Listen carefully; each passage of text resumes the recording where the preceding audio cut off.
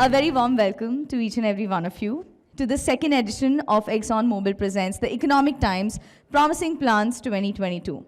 Well, today, based on the research and evaluation done by our knowledge partner BMGI and the editorial team of The Machinist, we will be recognizing and felicitating some of the best factories and plants in India. We're going to now inaugurate today's event with the auspicious lamp lighting ceremony. And for this, I'd like to invite on stage few of our key dignitaries.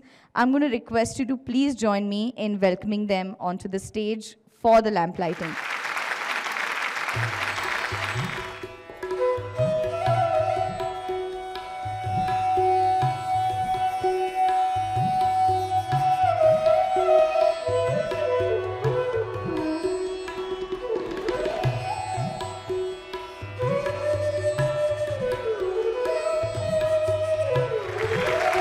Thank you, gentlemen.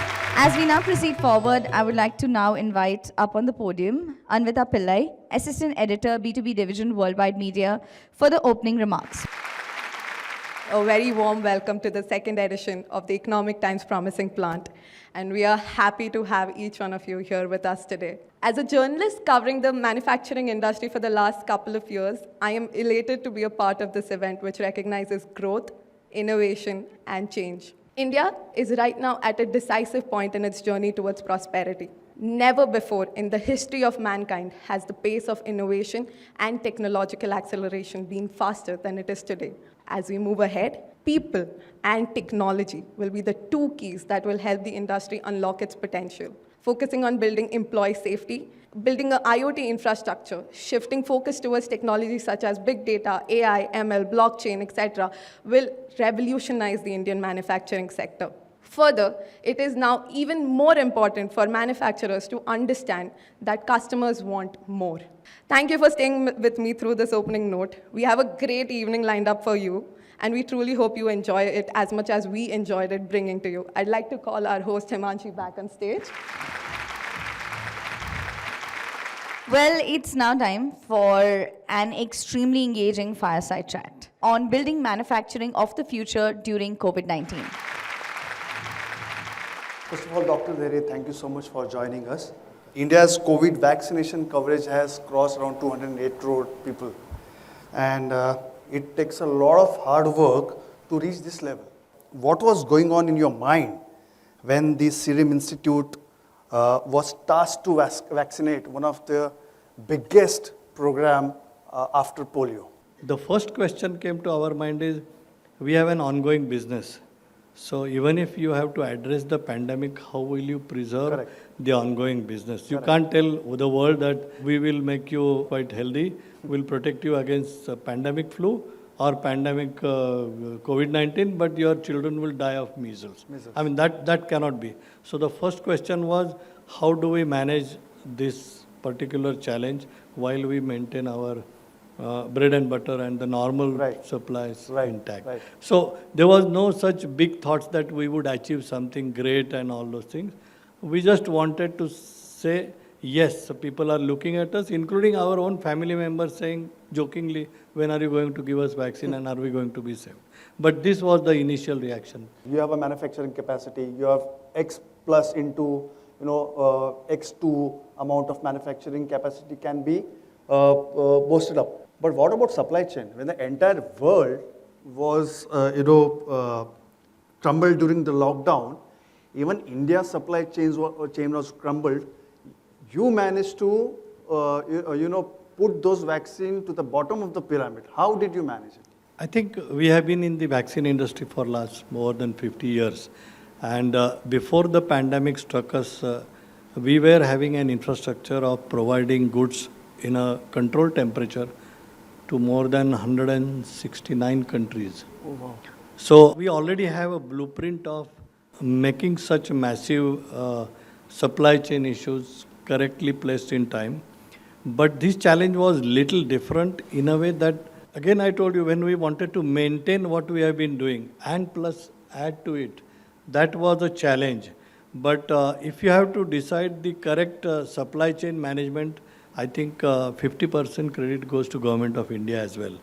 Because the ultimate customer or end user was invisible to us. Correct. We used to deliver it to them.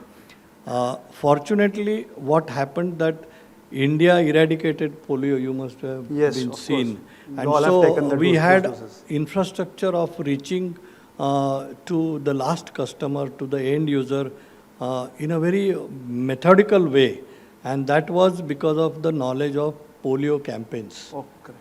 And the government infrastructure was ready to take up this extra quantity that we were to provide.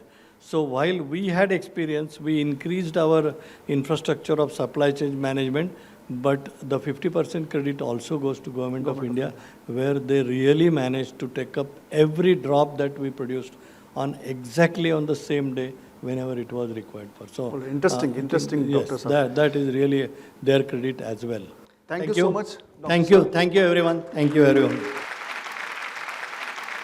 As of now, I'm sure you'll agree with me when I say that the manufacturing sector, while on its journey of recovering from the side effects of the pandemic, is now reimagining process, updating operations, and building resiliency. To discuss in detail the journey of how India can create manufacturing excellence, we have a panel discussion. And the topic is Factories of the Future, Building Manufacturing Excellence. Let's try giving a shape or structure to the factory of the future. So what will it look like with respect to transformation from the current canvas, right? And vis-a-vis 5, 10, 15 years from now? Mr. Chanotkar? What I will look at, for the next 5 to 10 years, we have to look at different factors inside the factory. One is the decision making, how the decision making is going to change. Today, the decision making is based on the, I can say that, based on the experience of the people. Now we are moving towards more database decision making. And you see the data, you analyze the data, and then you give the decision. Now, after 10 years, what I see is that data is going to take the decision for you. Another thing is on the employees' part. Today, we have, very specific, roles and responsibilities of the employees. Going forward, more and more jobs will be lost after 10 years. And then you have, instead of operators, you have more supervisors. Amol? And the way I look at it is, more often than not, and again, if I just go back and start, when I started my career till now, always there was a challenge to find the single source of truth.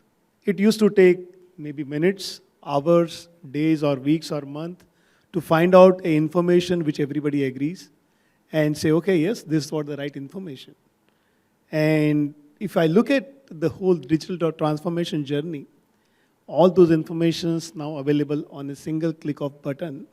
But if I just look at more from more manufacturing or supply chain domain to more from my customer side or the product side of it, like the kind of things we talk about is the digital twin, where what is happening to our product in the air, sitting in the office, we are able to find out how that product is performing, what kind of analytics can I do to find out what I need to repair or refurbish or rework when and what point of time when the product is coming back for the service. So all those things are like bringing in more and more visibility, faster decision making, and I'm sure it is simplifying the life. Vasant? Just going back into the 150 years of lubrication, where we are there, the journey is that, not much of the equipments or machineries have changed, but it has evolved. So the size of a hydraulic systems or a gearboxes, it has shrunk over time, which has actually led to the output required is much different, much higher, but at the same time we have to, the input or the energy which is required is need to be much lower. So when we see this evaluation or transformation of the equipment per se, the stress on the product like us, like basically the lubricant product, is enormous, and we are seeing this change will keep happen going forward into the future. The equipments, machineries become more smarter. It requires a much better productivity output, but at the same time, it has to go with the lesser input. So when we develop our molecules towards it, we try to see how this change can be adapted and how it can lead to a better efficiency going forward. That's great to hear. And just to continue or circle back to the people aspect, right? And the human element is still needed to run this factory of the future, right? So it would be very interesting to understand the panel's perspectives in terms of the key skills required, the key human skills required, to run the factory or run the factory of the future. We need to be able to have a skilled workforce that is able to adapt. People thought robotics or automation would replace people. No, it really actually caused people to take on higher value-added roles and responsibilities, and to do that, they need to be able to upskill. And as they upskill, they need to know that they're able to add greater value as they go. And the last comment I'll make is that I think one of our great strengths here in India is the level of diversity we have. And so we, or Tata, our partner, initiated a women's apprenticeship program. And so they reached out to women in remote villages and gave them an opportunity through an apprenticeship program. And it's mentoring, it's on-the-job training, and then move up, and now they're supervisors on the floor. And by doing that, I think we tap into the much greater strength that we have here in India, the diversity across the nation and the employee base. We need that to be able to continue to advance our skills. Mr. Chatterjee. And to me, automation actually doesn't eliminate jobs, okay? What we do with automation, so I will give a little example of what we did in Cummins. And about 10 years back, 12 years back, we decided to set up a mega site, which is about 100 kilometers from here, a place called Fulton. Now, Fulton is predominantly a rural background. Okay? There were no industry before we went there. We set up the Cummins factories, which are state-of-the-art diesel engine manufacturing factories with all the latest technologies. For example, we had the Dassault Aprizo MES system from day one, full functional. We had cobots, we had welding robo, we had repentant robo. And I guess you must all be knowing that in government of Maharashtra, you have to hire 70% from the local population. So that was a challenge. So we had a population who were mostly villagers with mostly agricultural background, and we had to set up a factory and get going with all the latest technology. And we are supposed to be the best in class in the Cummins history, in the Cummins circuit of almost 44 plants. 2 years we spent just training and coaching our employees. But with automation, we have not reduced the headcount. What we have done is actually eliminated the losses which happen when you go pure manual.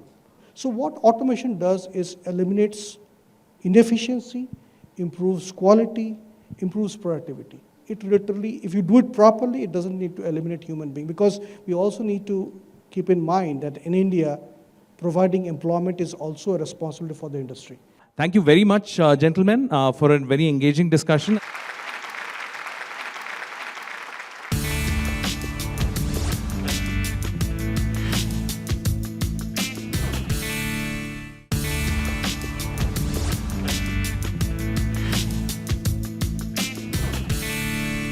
We now move ahead with the unveiling of the cover of the coffee table book for the Economic Times Promising Plants 2022.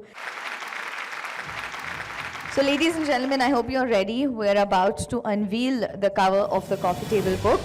And let's get a huge round of applause. Ladies and gentlemen, we have the cover of the coffee table book that has just been unveiled.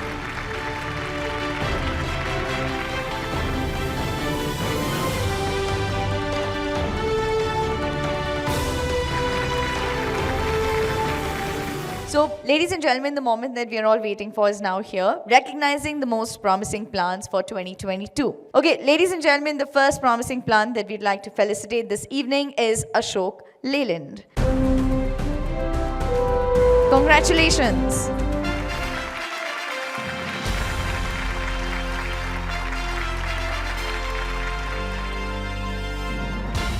Our next promising plant that we'd like to felicitate is BASF India Limited.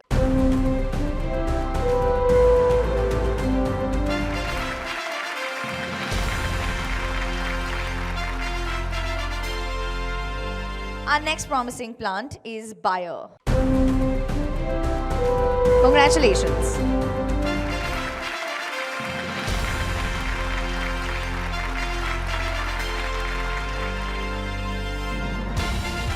Our next promising plant that we'd like to felicitate up on stage today is Bharat Forge Limited. Congratulations.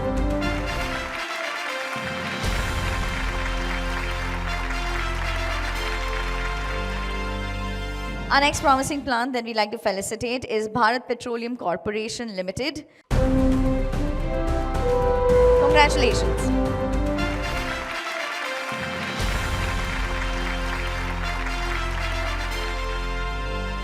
We'd like to now call upon Cooper Corporation Private Limited. Congratulations.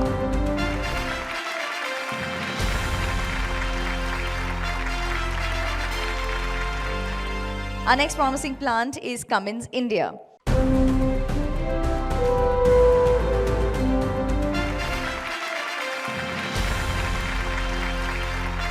Congratulations, sir.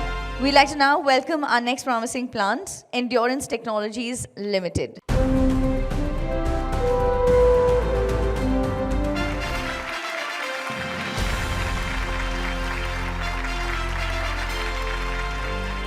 Let's now invite on stage our next promising plant, Evonik Catalysts India Private Limited. Congratulations.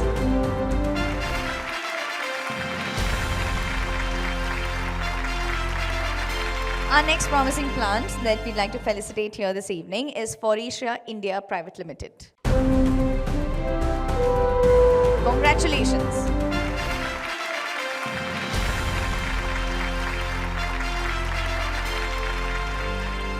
Our next promising plant that we'd like to felicitate is Finolex Industries Limited.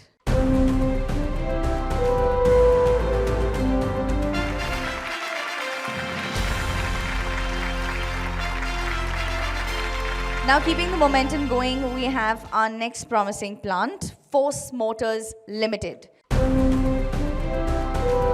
Congratulations.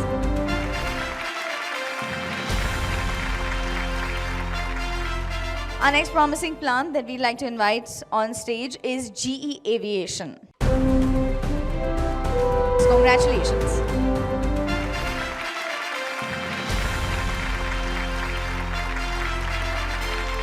Our next promising plant that we'd like to felicitate is Gids Food Products Private Limited. Congratulations.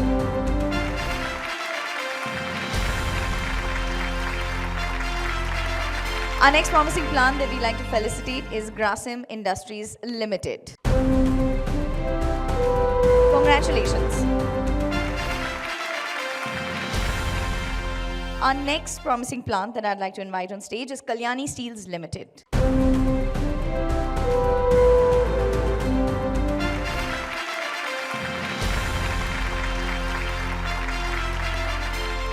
Our next promising plant that we'd like to invite on stage is Lockheed Martin India Private Limited. Congratulations. Our next promising plant is Lupin.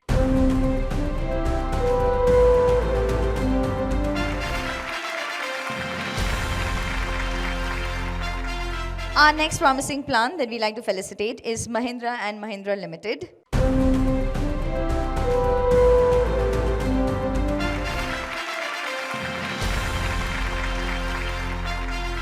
Our next promising plant that we like to invite on stage is Mercedes-Benz India. Congratulations.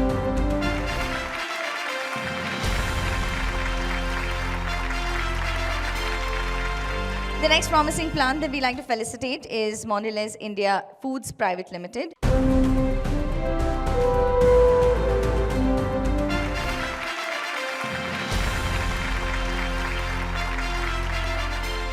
Our next promising plant that we like to felicitate is Motherson Group.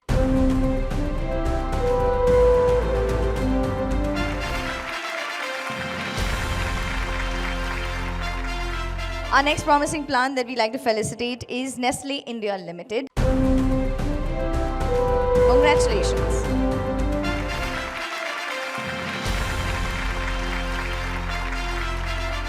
And our next promising plant that we'd like to felicitate is Procter & Gamble Hygiene. Congratulations. Our next promising plant is Rail Wheel Factory.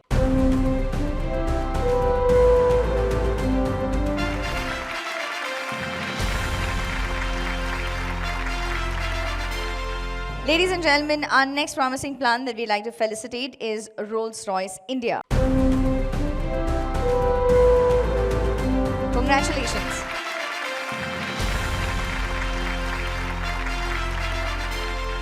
Our next promising plant is Serum Institute of India Private Limited. Congratulations.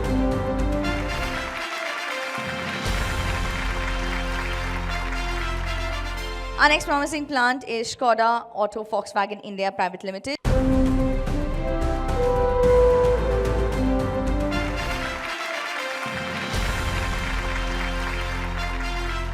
Our next promising plant is Thermax Limited.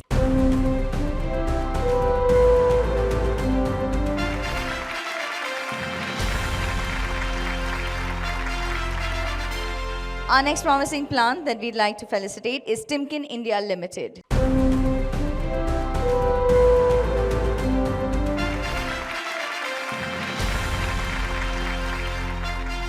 Our next promising plant that we'd like to felicitate is Vardhaman Textiles Limited.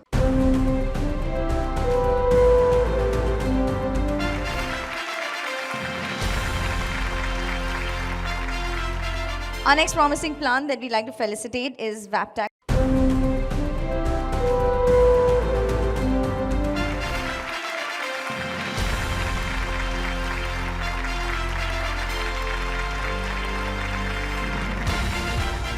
Well, ladies and gentlemen, last but not the least, we have Whirlpool of India Limited.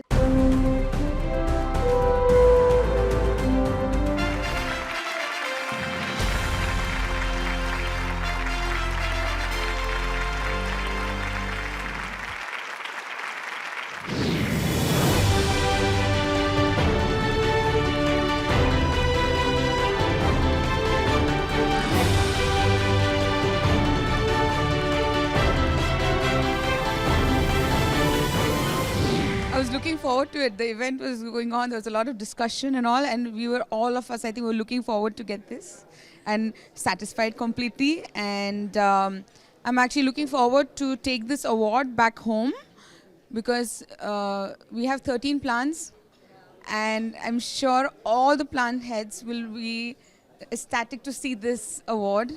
And it's a very good motivation that Economics Times is doing this, and looking forward to next year also. Definitely. This is a recognition for the fact that Evonik and companies like Evonik follow the same standard of manufacturing that we have anywhere else in the world, in the US or Europe. So this is really recognition of the fact that companies follow the same standard whether in India or any other region of the world. And it's also in a way commendable that organizations like Evonik follow a lot of focus on sustainability, on environment, and on safe processes in India, as we do in any other part of the world. It's our time now. I think we should firmly say that we must believe in ourselves, and we must excel in what we are doing.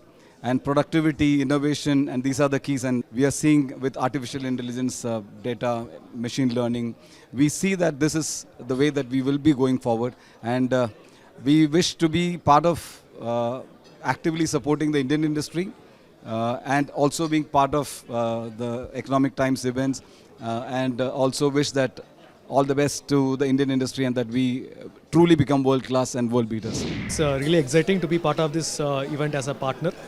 And especially in today's context when India is becoming the manufacturing hub of the world, right? It's good to see how the plants are getting better at what they are doing, and it's proud to see so many factories and industries coming forward to the event with their achievements, and it's we are taking very big honor in terms of facilitating them, in terms of awarding them, and it's really a great pleasure with us. to host this, to be a partner of this event, and to see so many factories coming up with their excellence.